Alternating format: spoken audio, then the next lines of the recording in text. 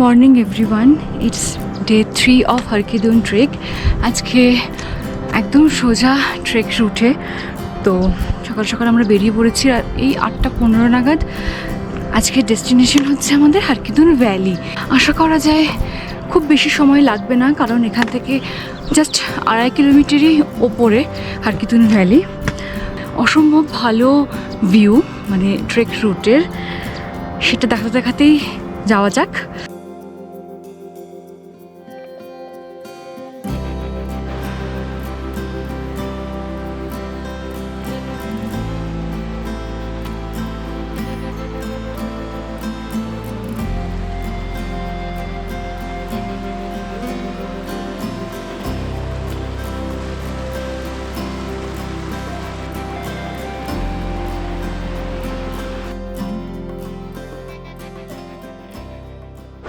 এই যে সামনে হারকিদুন পিক, এইটা।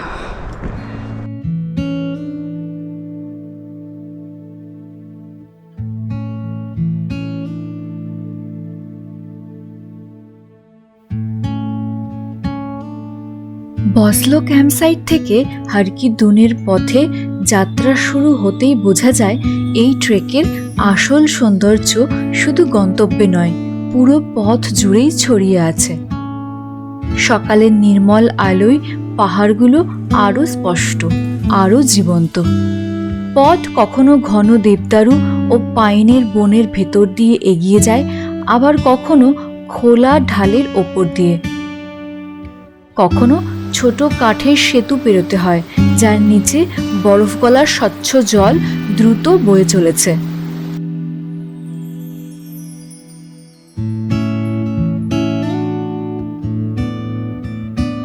এই পথের প্রতিটি অংশের নিজস্ব সৌন্দর্য আছে।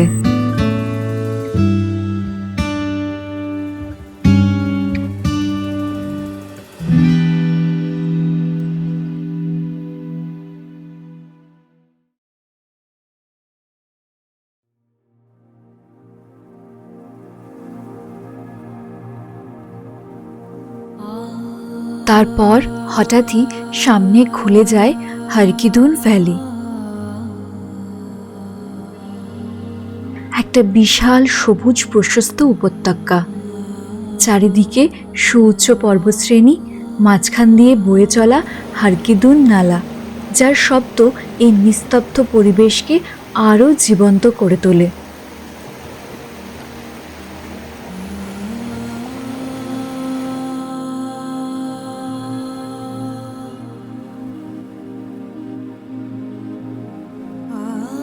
আর ঠিক সামনে দাঁড়িয়ে আছে দ্য ম্যাজেস্টিক স্বর্গারোহিণী।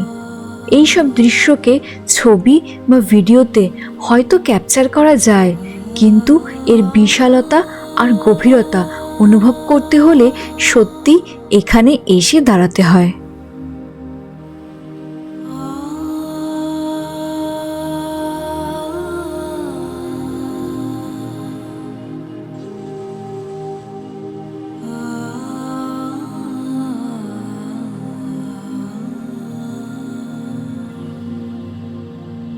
এখন আমরা আছি একদম যে হারকিদুন ভ্যালি তার একদম হাইস্ট পিকে। আমার পিছনে একদম স্বর্গারোহিণী 3 দেখা যাচ্ছে। মারিন্দা দালে আমরা যাচ্ছি না, মানে আমরা সেরকমই প্ল্যান করেছি। তো এখান থেকে যেহেতু স্বর্গারোহিণী একদম ক্লিয়ার ভিউ পাওয়া যাচ্ছে, সেজন্য আমরা এখানেই থাকছি। তো এখান থেকেই আমরা টাইম স্পেন্ড করে আবার নিচে ব্যাক করবো। ভ্যালিটা অসম্ভব সুন্দর, আর স্বর্গারোহিণী আছে এইদিকে, হাটু পিক আছে। এত কাছ থেকে স্বর্গারোহিণীকে দেখতে পাবো, যদি একটা সাইডে দেখা যাচ্ছে, but still I am satisfied. Let's spend some time here. So this is Harkidun Valley.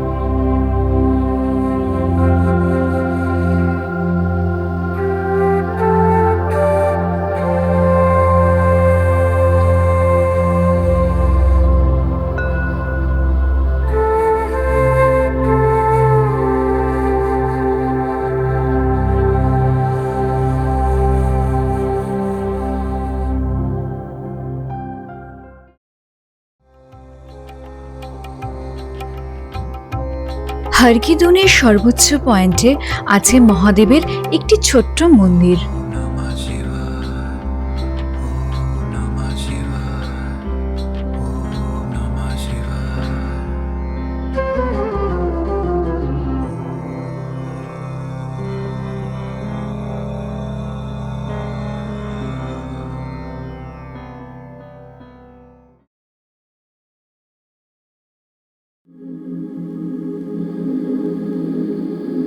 Har Ki Dun থেকে আমাদের যাওয়ার কথা ছিল 2.5 কিলোমিটার ট্রেক করে মারিন্দা তালে, কিন্তু আমরা সেই প্ল্যান স্কিপ করে ঠিক করি নিচে দৃশ্যমান ইয়ামদার ভ্যালিতে যাওয়া। প্রায় 1.5 কিলোমিটার স্টিপ ডিসেন্ড করে ইয়ামদার ভ্যালিতে পৌঁছাতে হবে। আমরা ওই উপরে ছিলাম, হ্যাঁ, এবার এই নিচে এই পাশে যে ভ্যালিটা, যেটা একদম স্বর্গারোহীর নিচের যে ভ্যালিটা, এই ভ্যালিটাতে নামছি।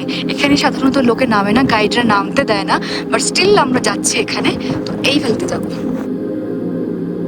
ওপর থেকে যে ভ্যালিটাকে দেখাচ্ছিলাম, দিস ইজ দ্য ভ্যালি। প্রায় চলে এসেছি, আর একটুখানি বাকি।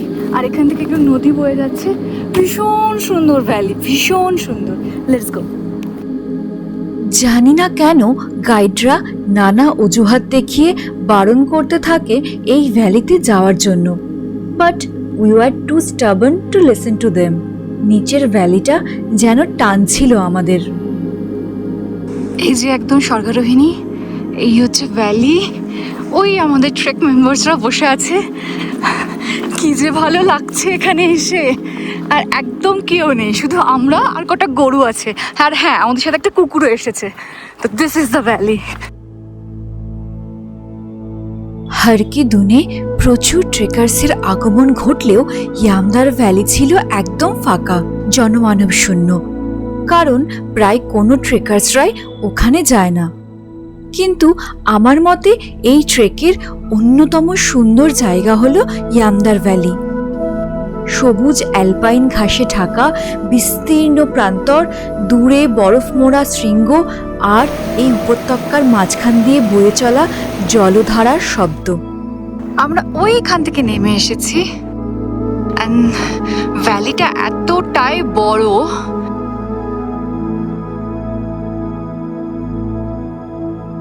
এখানে কোনো ভিড় নেই, কোনো কোলাহল নেই। আছে শুধু ঘাসে ঢাকা বিস্তীর্ণ খোলা বুগিয়াল, নির্মল পাহাড়ি বাতাস আর হিমালয়ের অপরূপ দৃশ্য।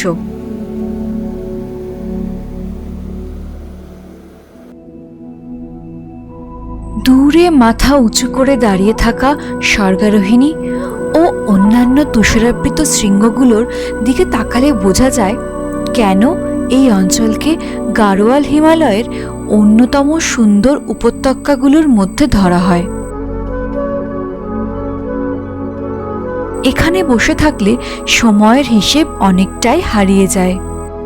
ইয়ামদার ভ্যালি আমার কাছে সেই রকমই একটি জায়গা, যা সরল, শান্ত, প্রাকৃতিক এবং অবিশ্বাস্য রকম সুন্দর।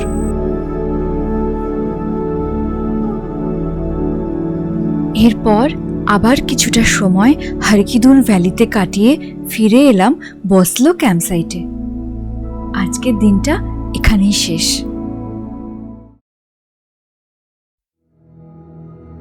Good morning, it's day 4 of Har ki Dun trek. এখন সকাল 8:30 মতন বাজে, আর আমরা একদম রেডি হয়ে গেছি। আজকে অনেকটাই নামা, প্রায় 12 কিলোমিটার। আমরা যে প্রথমে ওসলা ভিলেজ হয়ে চিলুরঘাট যাবো, ওসলা ভিলেজটাকে দেখবো, দেখে চিলুরঘাট যাবো। এখন অব্দি সানি ওয়েদার, তো দেখা যাক আজকের দিনটা কেমন যায়। আজকে জার্নিটা শুরু করা যাক, লেটস গো।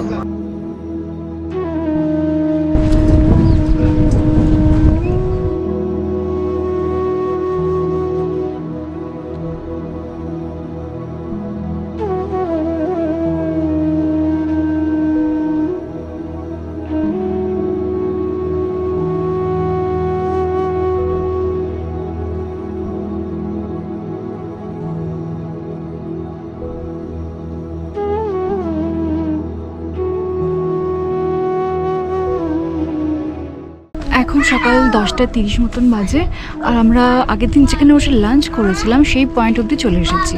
মানে অনেক তাড়াতাড়ি আমরা নেমে এসেছি।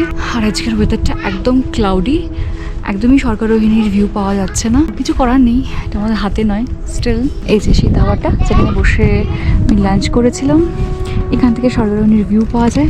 আমরা এখন এই দিকটাতে নেমে যাবো।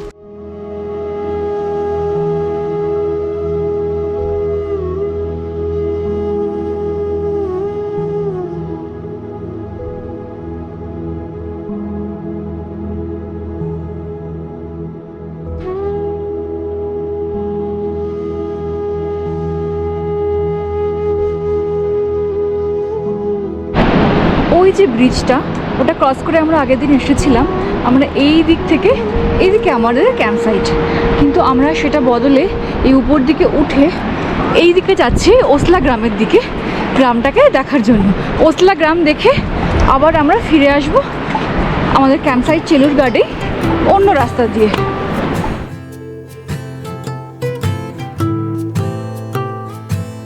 এই যে ওসলা গ্রাম, আমরা প্রায় ওসলা গ্রামে ঢুকে গেছি। তো ওই গ্রামটাকে একটু এক্সপ্লোর করে নিই। গ্রামটা দেখার সত্যি খুব ইচ্ছা ছিল, সেটা হচ্ছে, আমি খুব হ্যাপি।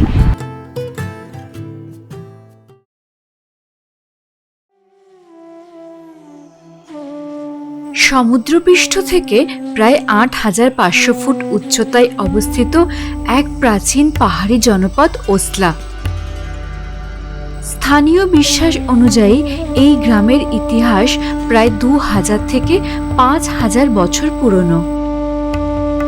ইতিহাস, লোককথা, স্থাপত্য ও হিমালয়ের প্রাচীন জীবযাত্রার এ এক জীবন্ত উদাহরণ। গ্রামে ঢুকতেই চোখে পড়ে কাঠ ও পাথরের তৈরি ঐতিহ্যবাহী বাড়িগুলো। এই বাড়িগুলো তৈরি করা হয়েছে বিখ্যাত কাঠকুনি স্থাপত্য শৈলীতে। এই প্রাচীন হিমালয়ান নির্মাণ কৌশলে কোনো কংক্রিট ব্যবহার করা হয় না। পরিবর্তে কাঠ ও পাথরের স্তর একটির সঙ্গে আরেকটি জড়িয়ে এমনভাবে তৈরি করা হয় যা শত শত বছর ধরে তীব্র শীত, তুষারপাত ও ভূমিকম্পের ধাক্কাও সহ্য করতে পারে।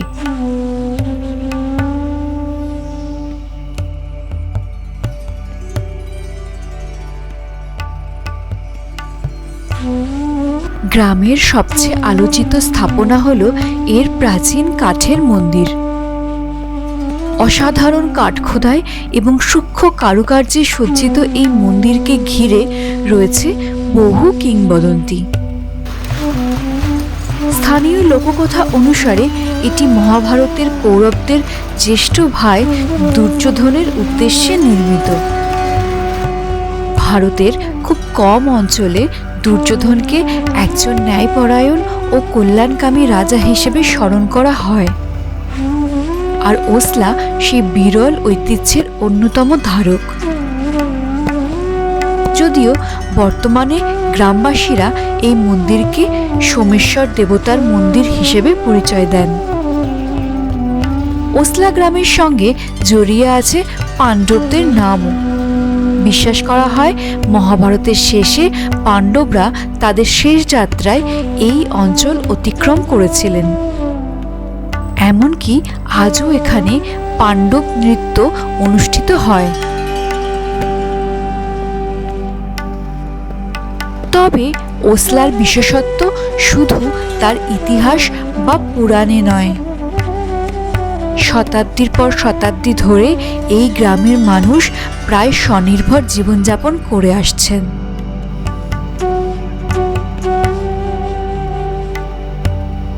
হারকিদুন ট্রেকে এসে ওসলা গ্রাম ভিজিট না করলে কিন্তু অনেক বড় মিস হয়ে যাবে।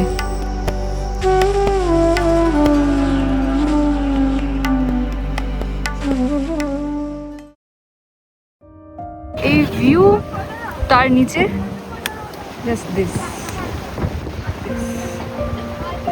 আমার পিছনে যে কাঠের বাড়িটা দেখা যাচ্ছে না, যে দরজাটা দেখে কি সুন্দর কারুকার্য করা। এটা আসলে এখানকার লোকালদের খাদ্যশস্য মনে রাখার একটা জায়গা। কি সুন্দর কারুকার্য করা।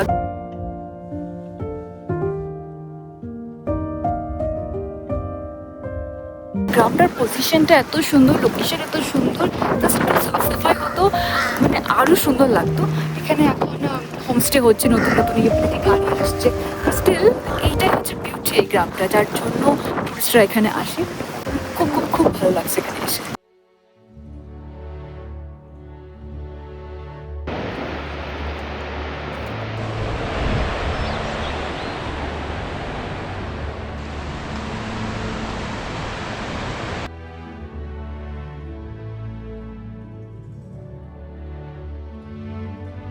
যে এই ব্রিজটা দিয়ে আমরা এখন নদীটাকে পেরোবো, আর প্রায় চলে এসেছি ক্যাম্প সাইটে। বৃষ্টি কখনো বন্ধ হচ্ছে, কখনো আবার হচ্ছে, মানে পঞ্চু খোলা যাচ্ছে না গায়ের থেকেও।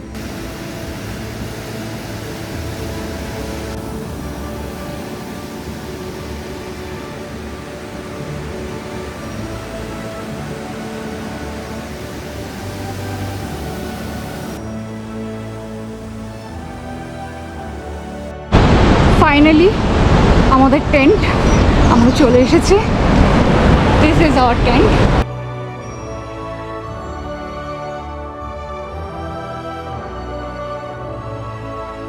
Good morning, it's day 5 of Har ki Dun trek.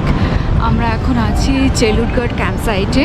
এরপর আমরা সাকরিতে নেমে যাচ্ছি, তো ওখানে তো আমরা হোটেলে থাকবো, আর কালকে সোজা দেরাদুন। এখনও অবধি ট্রেকটা খুব ভালো কেটেছে, খুব ভালোভাবে আমরা ভিউ পেয়েছি, ঘুরেছি, সবাই সুস্থ আছি, কোনো অসুবিধা হয়নি।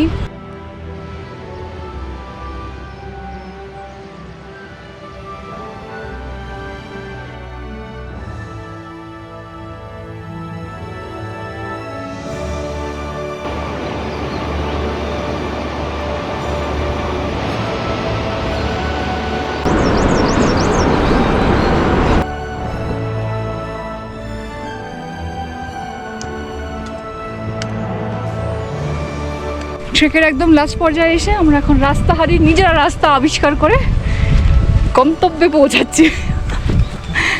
এখানে সব জমি চাষ করেছে, তার মধ্যে মধ্যে দিয়ে আমরা উঠছি, কারণ আমাদের সাথে গাইডও নেই। আমরা 4 জন রাস্তা খুঁজে পাচ্ছি না। আলটিমেটলি রাস্তা খুঁজে আমরা ঠিক রাস্তায় এসে গেছি, আর একদম প্রায় পৌঁছে গেছি। ওই যে ওই উপরে আমাদেরকে যেতে হবে। আমরা নিচে এইখান দিয়ে কোথাও একটু ঘুরে বেড়াচ্ছিলাম, আমাদের কাজটা তো এই সাইড দিয়ে। খুব অ্যাডভেঞ্চারাস হলো লাস্টের দিনটা, আমরা একদম এক্সপেক্ট করিনি। This is it, let's end Har ki Dun trek here. I am signing off, tata.